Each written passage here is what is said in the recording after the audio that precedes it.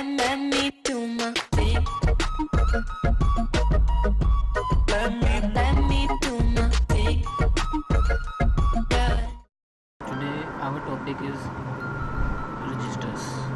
Registers की कुछ खसूसियात हैं जिनमें सबसे पहले fastest memory allocator in any computer, सबसे जल्दी ये मेमोरी एलोकेट करते हैं। वेरी स्मॉल इन अमाउंट में बहुत कम होते हैं। Having no address.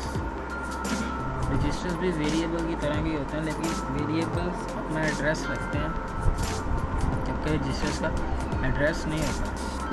Available in all programs, हर प्रोग्राम में हमें ये मौजूद मिल जाते हैं।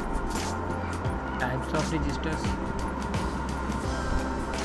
There are 5 types of registers: GPR pointer registers, GPR general purpose registers, index registers, flag registers and segment registers.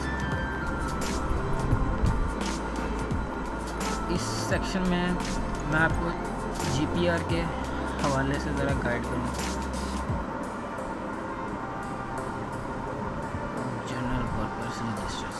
General purpose registers.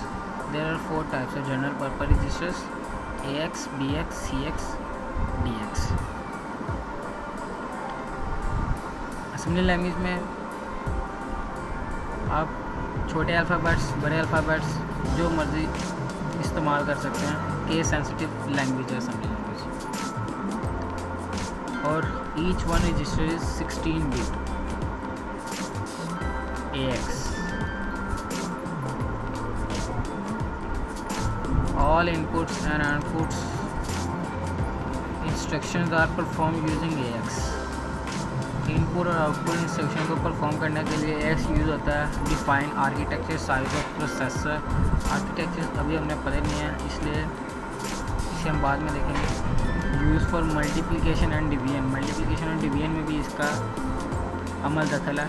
Use for memory allocation, ये भी मेमोरी एलोकेशन के यूज़ होता है। ये वो रजिस्टर जो मेमोरी एलोकेशन के लिए यूज़ होता है।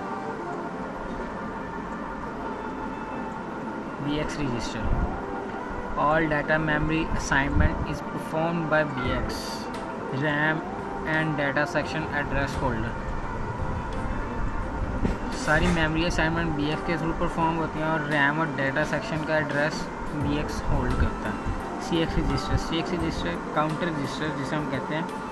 ये यूजिंग इन लूप्स, जैसे आपने C++ पढ़ी होगी, उसमें for loop, while loop, do while loop, वो हम यहाँ पे एक रजिस्टर के थ्रू परफॉर्म करेंगे